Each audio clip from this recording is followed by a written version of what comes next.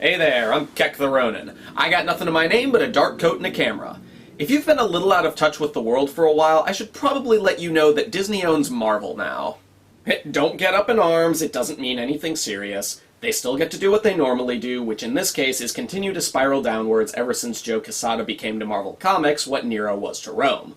All it means is that Disney gets a bit of the distribution rights, and Marvel-based shows air on stuff like Disney XD. Honestly though, I don't know how this stuff works completely, so I really don't know who to blame when you get something really weird like Iron Man Armored Adventures. Obviously, this show is cashing in on the hit movies, and I should probably be railing against the evils of capitalism for the sake of capitalism and all that. But I was a child of the 90s and the 2000s, and as such, I really missed the days when TV stations would produce kids' shows out of any movies that were popular. It was actually kind of cool to see how creative they could get with the license. Sometimes you'd get really weird ideas like the Evolution series, but then you'd get really awesome things like the Men in Black show or the Godzilla series, which is far superior to that Roland Emmerich garbage. So the idea alone would be pretty exciting. But this is Iron Man we're talking about. Iron Man the alcoholic. Iron Man the playboy. Iron Man whose entire backstory is based around graphic terrorist violence. Not exactly the most kid-friendly material.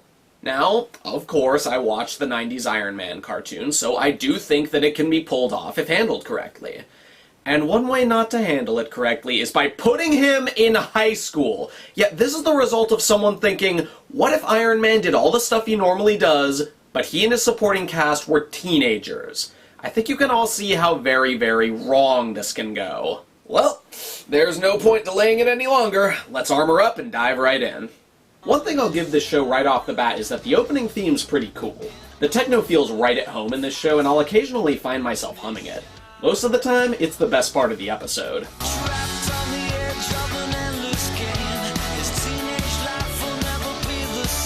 There's one thing that bugs me though. What the hell is up with Iron Man's ground pound? Seriously, it's become like his thing or something. Why? It's not an effective attack, he doesn't do it that often, and yet every single thing he's in uses that image in their promotions. Why? It'd be like if my famous pose was this. Does this look battle savvy to you? Let's test. Hobbs, pull. Ow! Oh!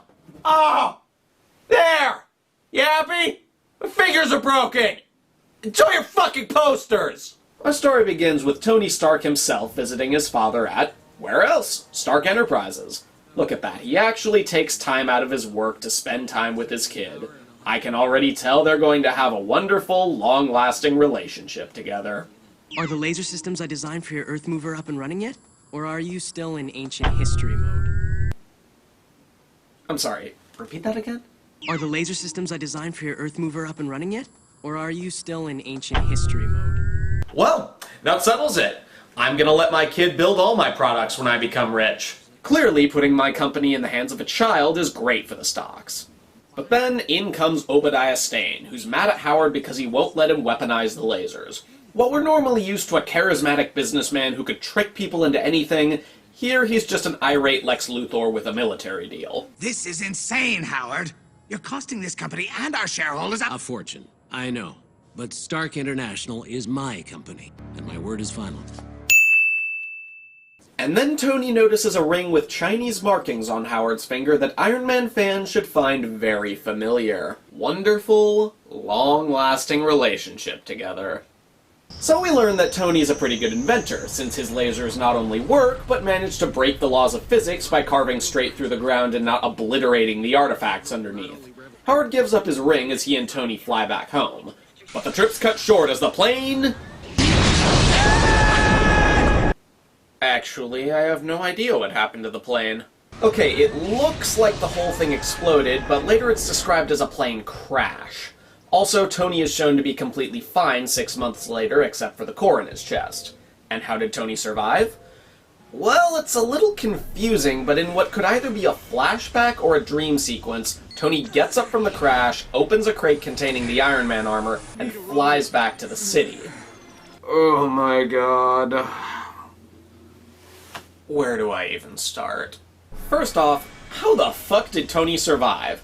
I don't know if you know much about plane crashes, but unless there's a parachute involved, you don't usually walk away from it. Second, if Tony was actually in the plane crash, especially if something exploded on him like so, his whole body would be wrecked. It wouldn't all be fixable just by sticking the core in, and he definitely wouldn't be able to pop open that crate. Third, from the height that thing cracked, I seriously doubt that crate would stay intact and functional, and that goes double for the armor inside it, too. What, was it made out of bamfanium? Bullshitanium? Adamantium? Wonderflonium? Fourth, how did he get the core installed? Originally, when he installed it himself, he already had something to keep his heart going. So what the hell is keeping him alive when he was building it? You can't seriously tell me that he built an intricate and complex energy core while he was in excruciating, killing you pain. I'm pretty sure there's no doctor that could build that without Tony guiding them either, even if they were in a cave with a box of scraps. Fifth, and probably most importantly, why the hell did Tony build the Iron Man armor in the first place? No, seriously, why does that armor exist right now? He hasn't come to any epiphany about how weapons are falling into the wrong hands yet, and he didn't have to blow his way through a cave full of terrorists, so why the hell did he build it? For shits and giggles? And while we're on the subject, how and when? Hey Dad, I know we're in a shit economy, but look! I built a super weapon that you can wear!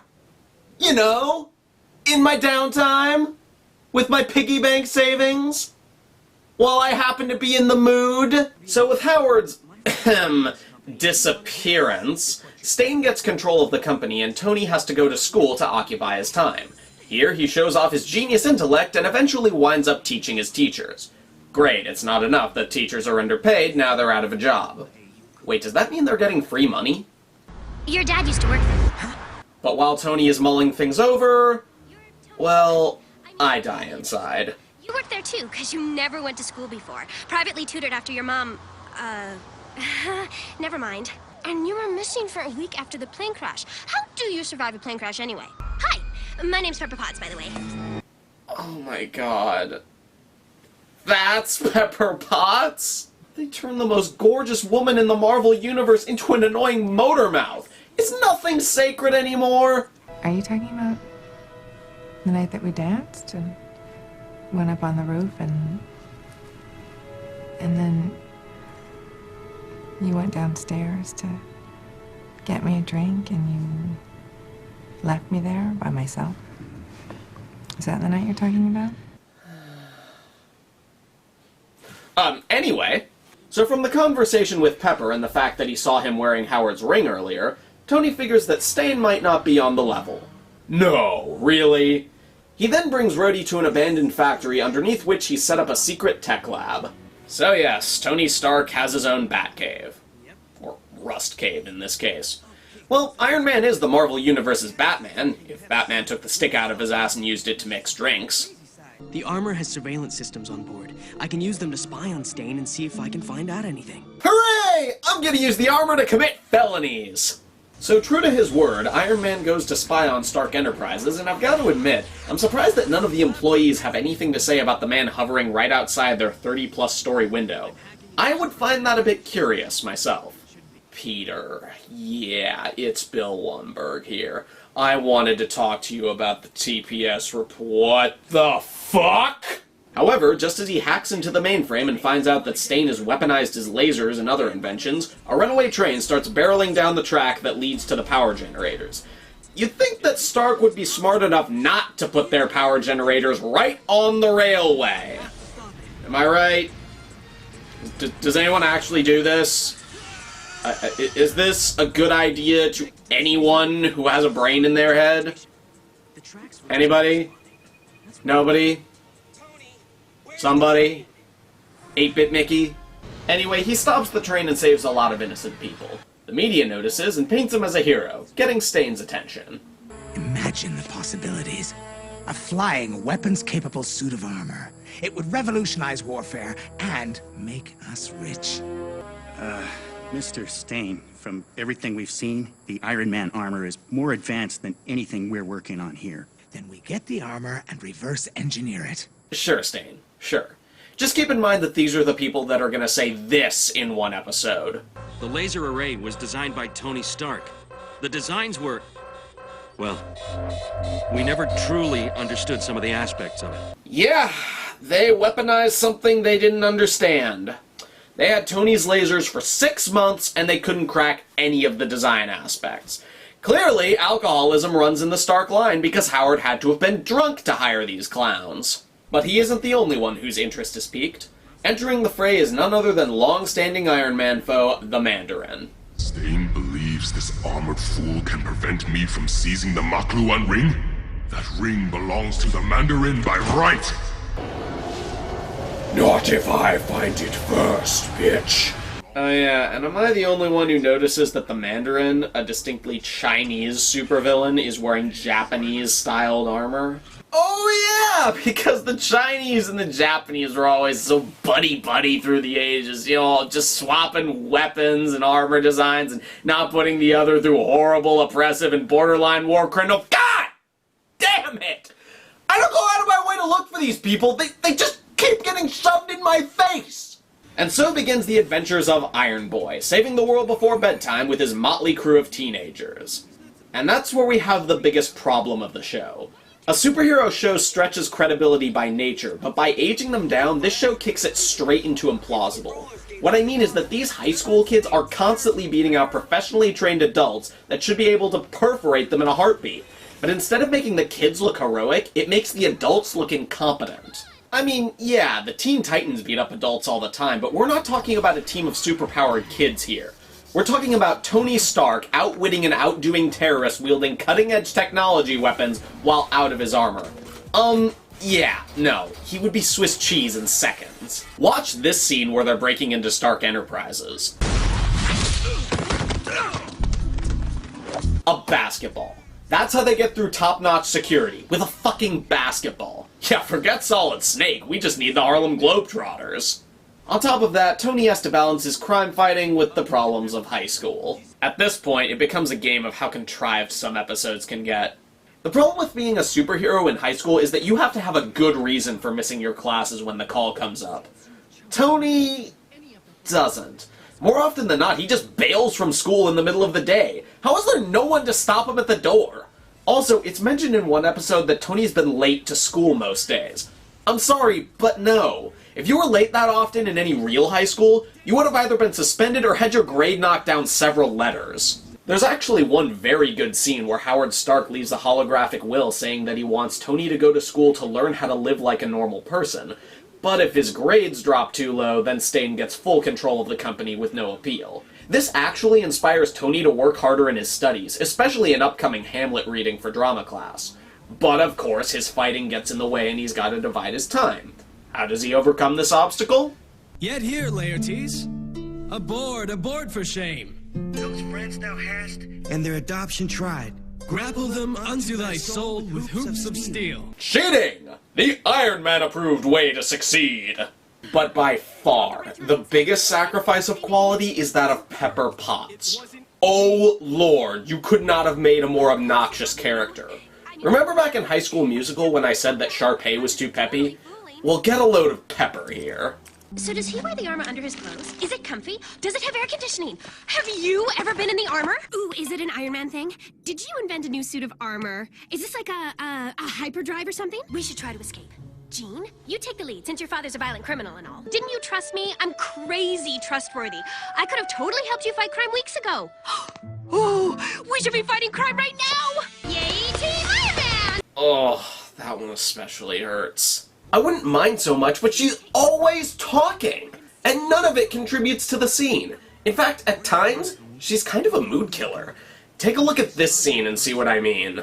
There's a line between you and the people you fight, and you're coming pretty close to crossing it, and I'm worried I won't be able to stop you. Tony, it's me, Pepper. What's the score? Oh, I'm still sick. Can you believe it? Oh, we'd better win after everything I went through to help the team.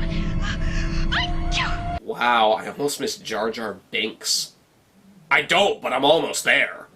Whenever she actually does something, it's such a stretch that the credibility could snap. She hacks into her father's FBI database for info, and somehow he doesn't notice the extra logins, poses as an FBI agent one time and manages to fool people, and finds out Iron Man's secret identity like this. Relax. I know it's you. I'm not stupid. My dad is a professional investigator, remember? And besides, no one can go to the bathroom as much as Tony Stark does.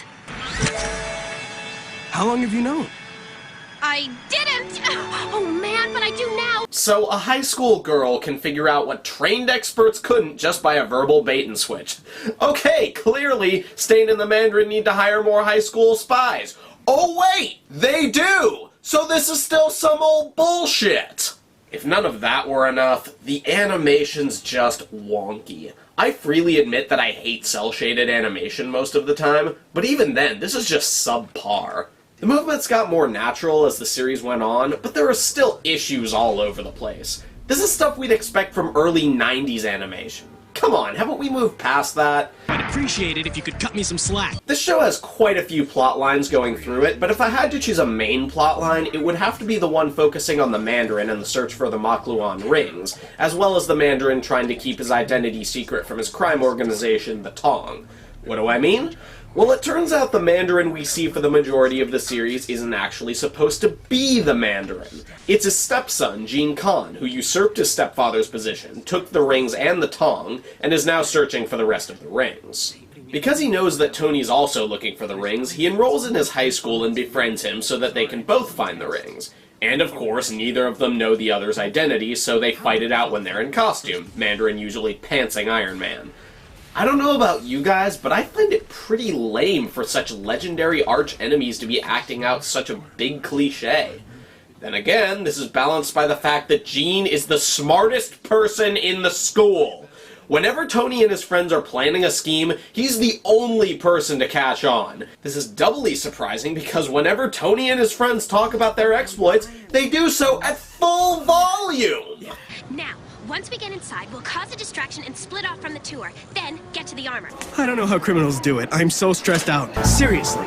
Laser cannons? Anti-tech magnetic nano grenades? A gravity blaster? They must be like a group of evil scientist action combat beekeepers or something. How does the whole school not know he's Iron Man by now? When they're not researching the rings, they're planning grand expeditions to the ancient Chinese temples that house them, which are located in places like New Jersey, Greenland, and Peru.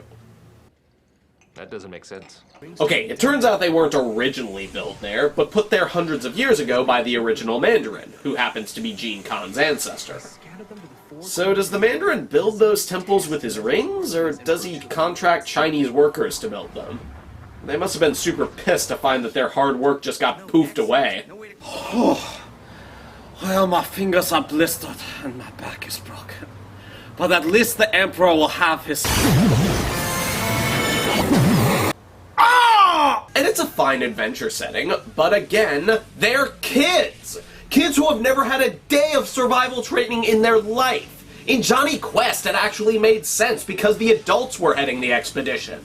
How is no one noticing that these kids are risking life and limb with no supervision?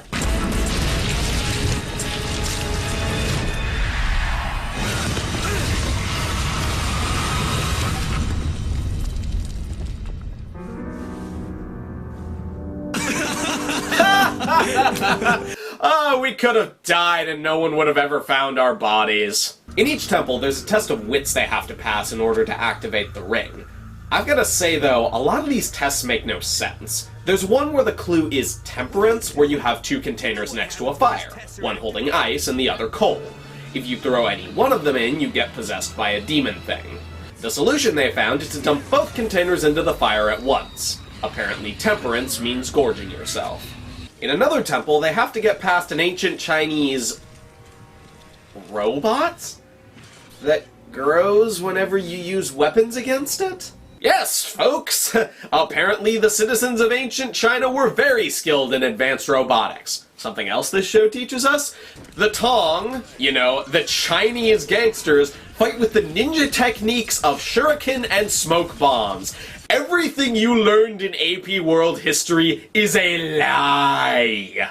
I will say this though, the fight scenes are pretty cool. For as crappy as the animation can be sometimes, this is where the animators really bust their chops. The villains also get some pretty cool redesigns from what we're used to, though they can fall short in other departments. Blizzard's bulky mecha suit is a real treat on the eyes, but the man behind the metal, who started out as a potentially three-dimensional character, wound up being just kinda evil. Lame! Whiplash is also really cool, though he does remind me of someone else. Mr. Six thought you might be stupid enough to keep looking for him. Me, I hoped you would.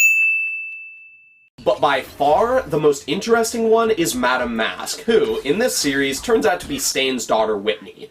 She actually turns out to be one of the most interesting characters in the series, developing a very unique dynamic with Iron Boy in and out of costume. However, her arc comes to a very disappointing end.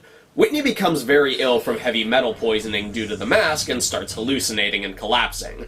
Not only does heavy metal poisoning not cause hallucinations, but you also can't get it through skin contact. Anyway, the sickness gets worse, she tries to kill her dad, and Tony reveals that he's Iron Boy to get her to calm down. He's able to get a cure for her, but in doing so, he makes her forget everything prior to putting on the mask, which in this case is every bit of development over the series. No, I'm not kidding. They actually hit the amnesia reset button on one of their characters. Would it surprise you if I told you that this is where I lost faith in the series? Let these good people practice their constitutional right to be fucking idiots. Alright, I'm gonna wrap this up before I rage too hard. The Tong eventually find and release the real Mandarin, reinstating him as their leader.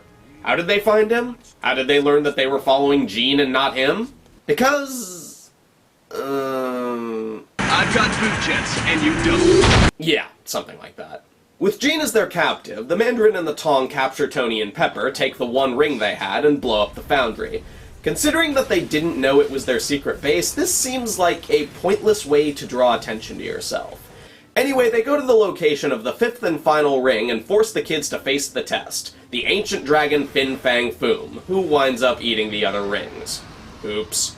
Rhodey finds the Rust Cave in ruins and most of the spare armors destroyed, save for one, the War Machine armor. Suiting up and taking off, he arrives in time to kick some Tong ass and bail out his friends. Rhodes? You're Iron Man? No.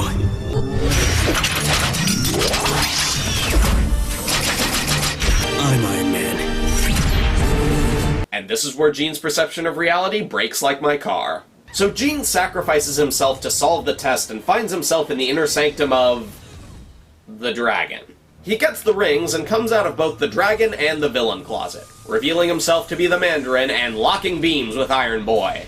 And then he reveals that it was him that blew up the plane! Duh. I'm sorry, if it wasn't you, then it was Stain. There weren't a lot of competent villains to choose from. And then he drops this bombshell.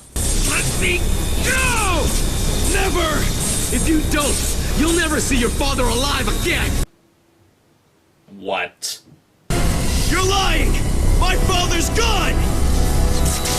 No, he isn't. I took Howard because I needed information about the rings! What? Now let me go, or you'll never find him. No! No!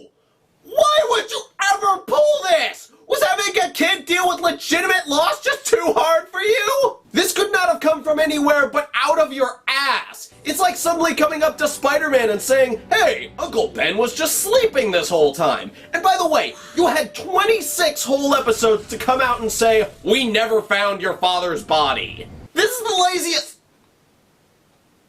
Wait a minute.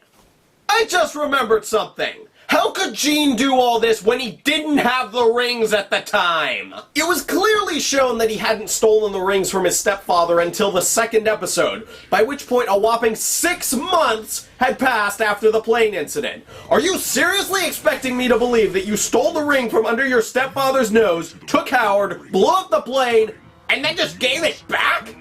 Well then how did he not notice they were missing? And if he did, how did you fool him a second time around? I call bull! So Iron Boy beats him back and they manage to escape and regroup. And while they're all contemplating this, Jean makes an astonishing discovery. There were 10 rings. The Mandarin had 10 Makluan rings. Their power will be mine. And off he goes on an adventure that will remove him from the second season until about halfway through, leaving him to risk his life for all the crazy tests and fight ancient Chinese Oh my god, this cartoon is stupid. Don't get me wrong, it's by no means the worst thing I've seen on TV, and there are some genuinely good bits in there. But the logic is curb-stomped until it resembles tinfoil, it feels like they're kidding it down way too much, and it falls apart under the fact that it completely mishandles what it would take to be a teenage superhero. The thing that really bugs me is that this got renewed for another season while other more promising Marvel shows like Wolverine and the X-Men and Spectacular Spider-Man got the can. But hey, if it looks interesting to you and want to check it out, or if you're already a fan, don't let my voice stop you. I know I probably should watch the second season and give that a fair shot, but honestly, after the amnesia reset button thing, I just don't think I can do anymore. Well, I'm depressed now. Let's look at something a little happier next week. I'm Keck the Ronin. I got nothing to my name but a dark coat and blueprints by the King Dynasty on how to build a working hyperspace engine.